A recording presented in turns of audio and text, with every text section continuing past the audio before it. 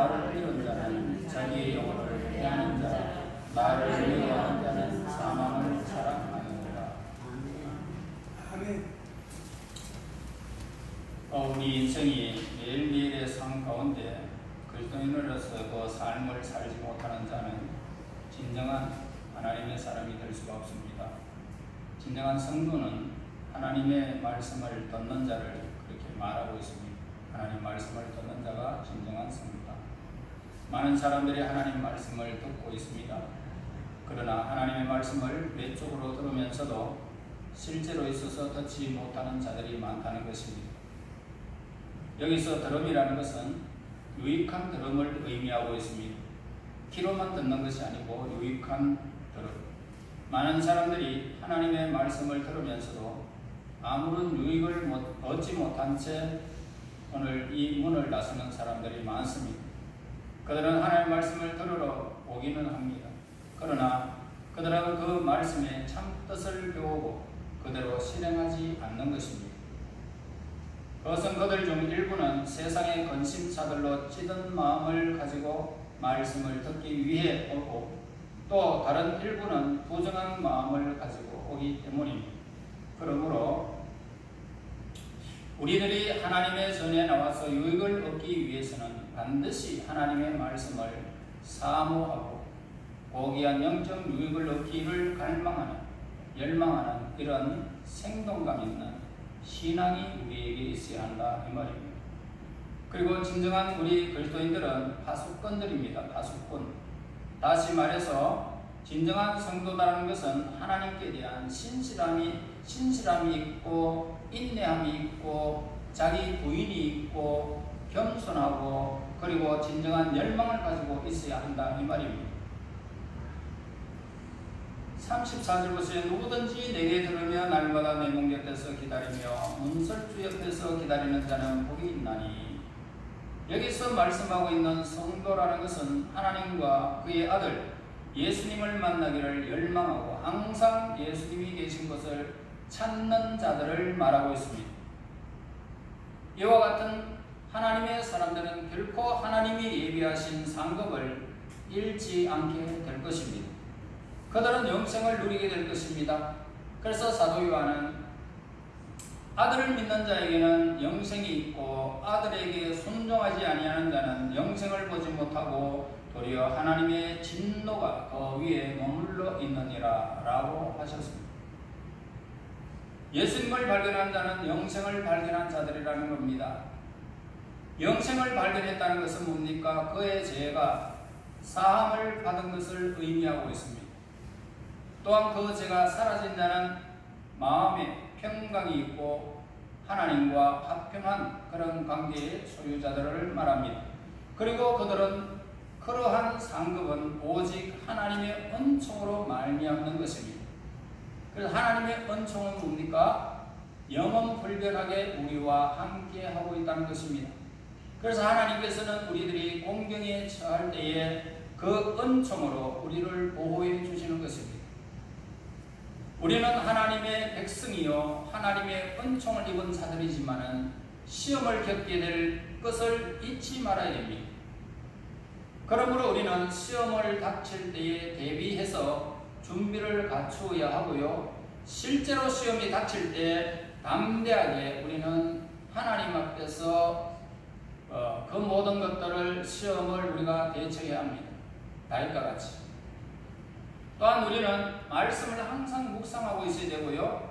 그리고 하나님과 깊은 교제를 나누는 기도 생활, 전력을 우리는 기울여야 할 것입니다.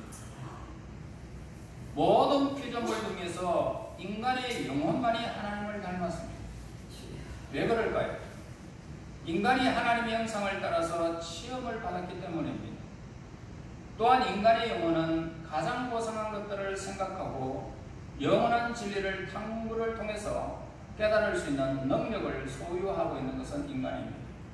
따라서 하나님께 대하여 범죄하는 자는 36절에 자기의 영혼을 해하는 자다라고 말씀하고 있습니다. 죄인은 이 세상에서 짓는 죄로 인하여 자기의 영혼을 해하는 자가 된다는 겁니다. 그러므로 죄악에 탐닉된 것은 인간의 도덕적인 본성을 해할 것이고 파괴시켜버리는 것입니다.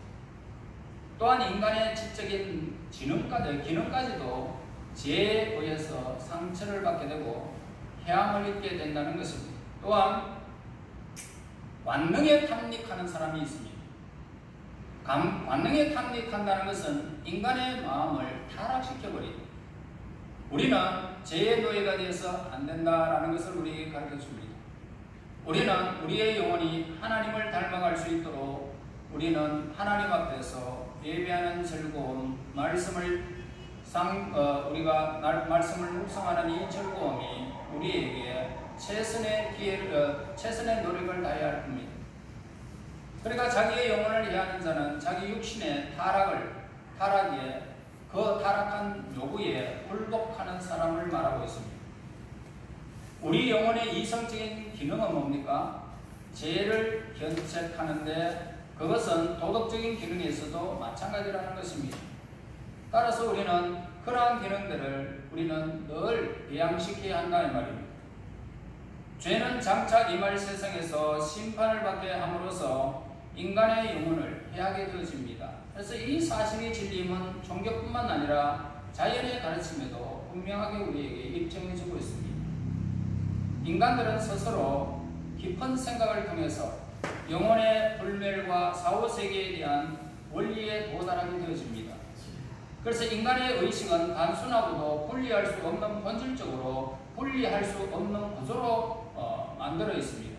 그래서 인간의 몸을 파괴하는 것은 뭡니까? 반드시 인간의 영혼까지 파괴하는 것은 결코 아니죠.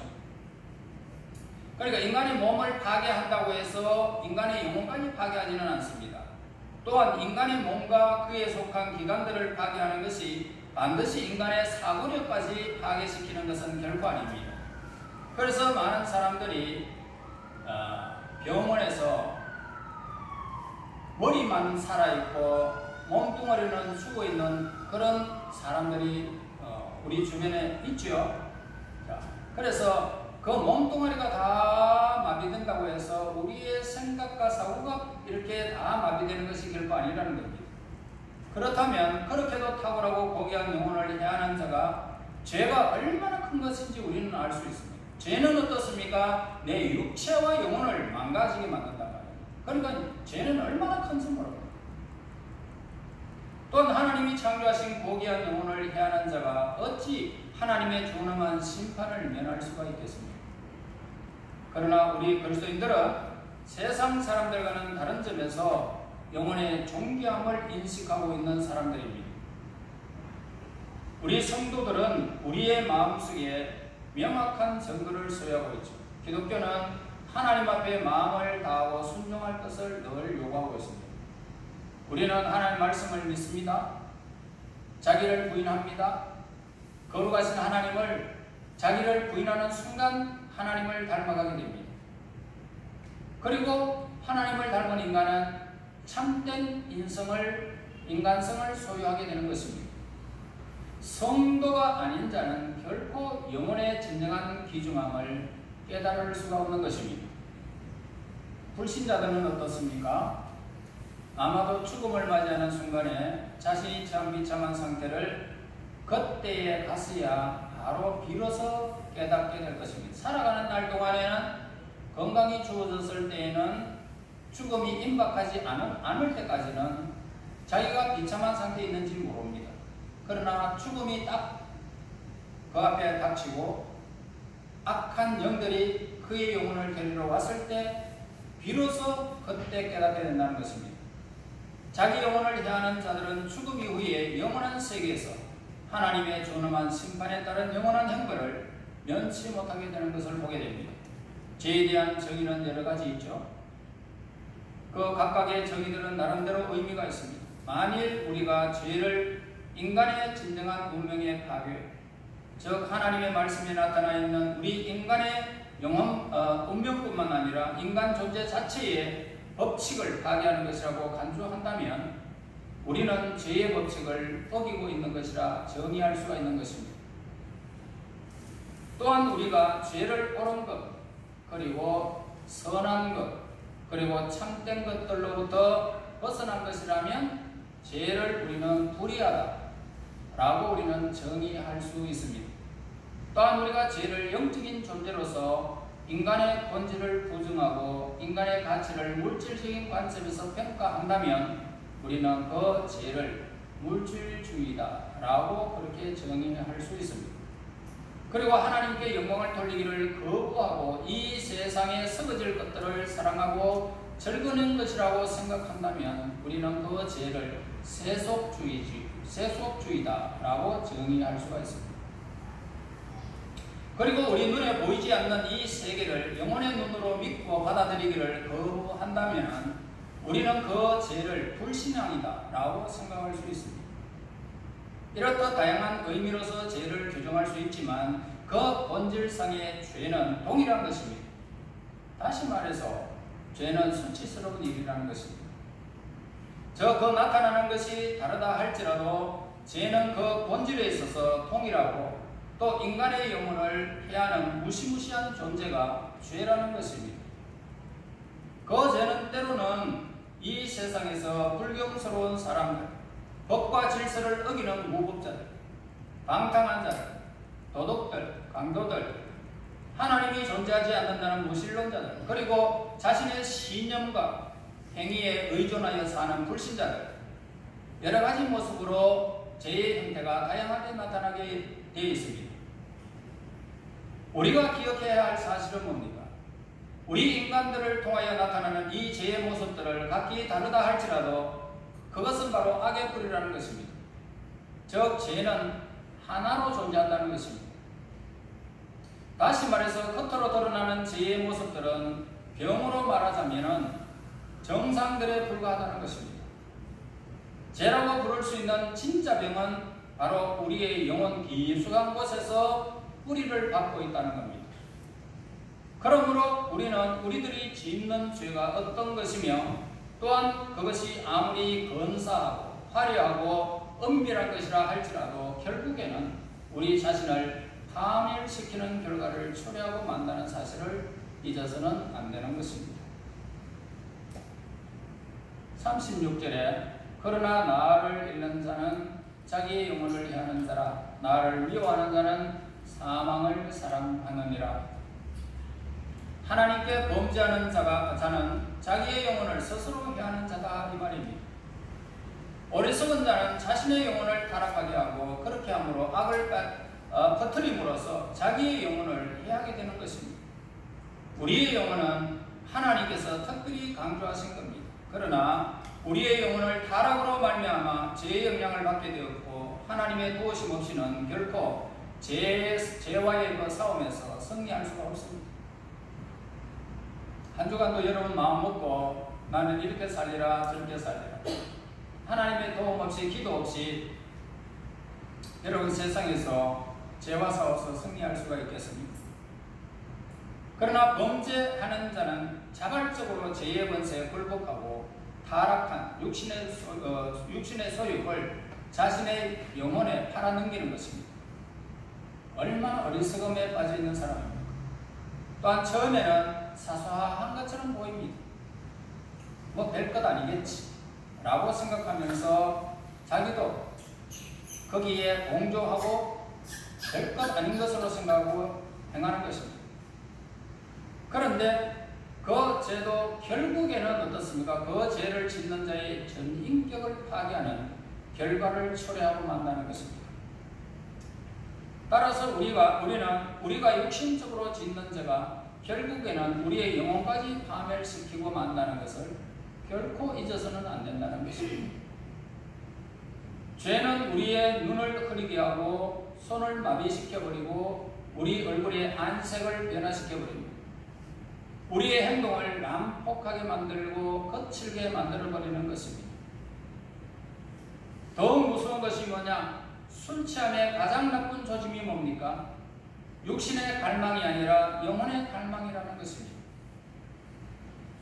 즉 술이 취한 영혼은 술이 가져다주는 거짓된 흥분 상태에 갈망하게 되어지고 술 취한 상태에서 저지르는 부정한 행위들이 결국에는 영혼까지 자리를 잡게 된다는 것을 잊어버리고 한순간에 그거 쾌락, 마시는 즐거움, 핑 도는 그 즐거움, 이 세상의 어려움을 그냥 잊어버리자라고 하는 그 유혹에 빠져서 먹지만 결국에 그 술이 잘못된 방향으로 흘러갈 때에 그의 마음을, 육체를 완전히 뒤집어 놔버리죠.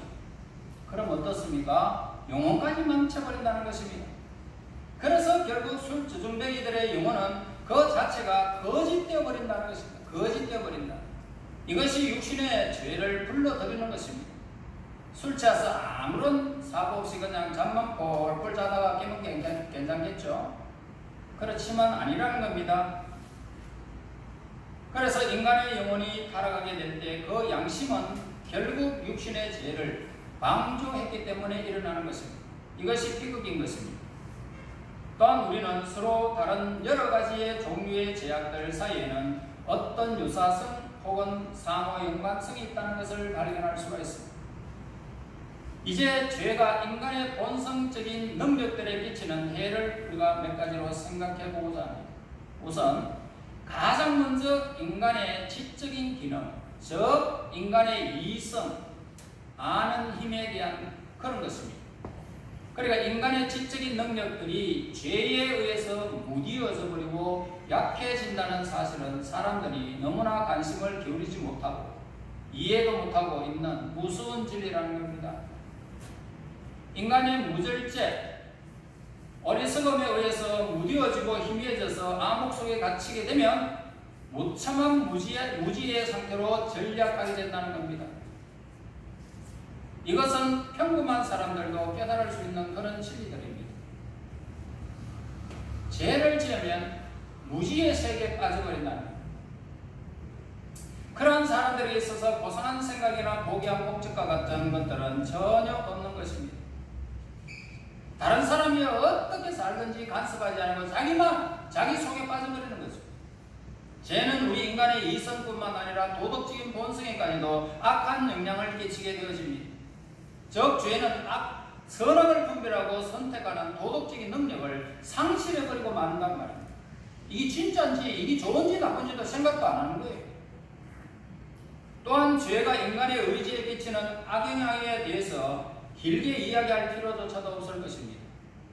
우리가 이제까지 보고 경험한 모든 것들은 죄가 우리 인간의 의지에 적극적이고도 피할 수 없는 영향력을 행사한다는 사실을 증명해주고 있습니다.